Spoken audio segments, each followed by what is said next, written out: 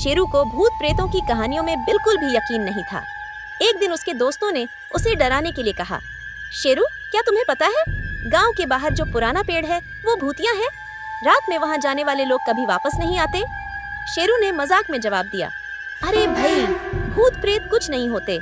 मैं आज रात वहां जाकर साबित कर दूंगा कि ये सब फालतू की बातें हैं। रात का समय आया। पूरा गांव सो रहा था, पर शेरू ने अपनी बहादुरी साबित करने के लिए एक टॉर्च और अपनी साइकिल उठाई और उस भूतिया पेड़ की तरफ चल पड़ा। रास्ते में डर का माहौल बनाने के लिए कुत्ते भौंक रहे थे, उल्लू बोल रहे थे और पेड़ों की शाखाएं अजीब आवाजें कर रही थीं। पर शेरू के चेहरे पर डर का नामो निशान नहीं था। जैसे ही शेरू उस पेड़ के पास पहुंचा, अचानक हवा तेज हो गई। पेड़ की शाखाएं हिलने लगीं और ऐसा लगा जैसे पेड़ खुद हिल रहा हो। शेरू ने हंसते हुए कहा, अरे, ये हवा से हिल रहा है, मैं डरने वाला नहीं हूँ। तभी पेड़ के पीछे से एक अजीब सी आवाज आई, शेरू, तुम्हारा इंतजार कर रहा था। शेरू ने पीछे मुड़कर देखा तो वहाँ कोई नहीं था। उसने सोचा कि ये उसके दोस्तों की चाल होगी। उसने जोर से आवाज लगाई, कौन है? अगर तुम मेरे दोस्त हो तो बाहर आओ, मैं तुमसे डरने वाला नहीं हूँ। तभी पेड़ के पीछे से एक परछाई धीरे धीरे उसकी तरफ आने लगी। शेरू की हंसी अचानक गायब हो गई। परछाई ने जैसे ही उसके पास आकर कहा, तुम यहाँ क्यों आए हो?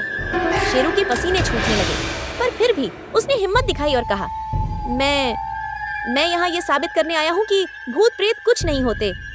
तभी उस परछाई ने अपनी डरावनी आवाज में कहा, तुम सच में निडर हो, लेकिन एक गलती कर बैठे हो। शेरू ने हिम्मत जुटाकर पूछा, कौन सी गलती? परछाई धीरे से मुस्कुराते हुए बोली, तुम्हें पता नहीं, मैं वही पेड़ हूँ जिसकी कहानियां तुमने सुनी थी। अब शेरू के पैरों तले जमीन खिसकने लगी। उसकी टॉर्च बंद हो गई और पेड़ की शाखाएं उसकी तरफ बढ़ने लगीं। शेरू जोर से चिल्लाया, भूत, बचाओ! जैसे किसी ने उसके कंधे पर हाथ रखा। शेरू के डर से होश उड़ गए और वह जोर से जमीन पर गिर पड़ा। उसने डरते हुए पीछे मुड़कर देखा और वहाँ उसके सभी दोस्त खड़े थे। सब जोर जोर से हंस रहे थे। शेरू को समझ में आया कि यह सब उसके दोस्तों की चाल थी। वे भूत के कपड़े पहनकर उसे डराने आए थे। शेरू को बहुत गुस्सा आया और बोला, तुम सबने मुझे बेवकूफ बना दिया, ये अच्छा मजाक था। लेकिन जैसे ही सब हंसते हंसते घर की तरफ जाने लगे, पीछे से फिर वही डरावनी आवाज आई, अभी कहानी खत्म नहीं हुई, अब मेरी बारी है। सभी ने मुड़कर देखा तो वही पेड़ सच में हिल रहा था और उसकी शाखाएं उनकी तरफ बढ़ने लगीं। अब मजाक की जगह सभी चेहरों पर असली डर था। सभी चिल्लाते हुए भागने लगे।